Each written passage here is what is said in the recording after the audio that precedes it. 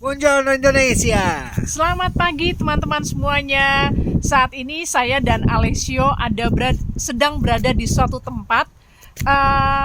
Tempat ini bukan di daerah Puglia, tapi tempat ini di daerah, come si chiama questa regione? Basilicata. Di daerah Basilicata.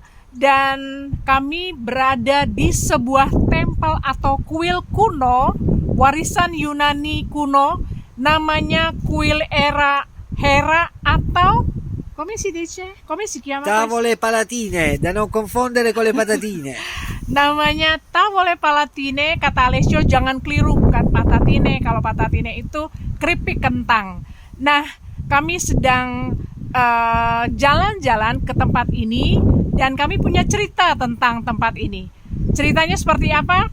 Saksikan di channel YouTube kami di Jalan Lihat dan Cerita. Sampai jumpa.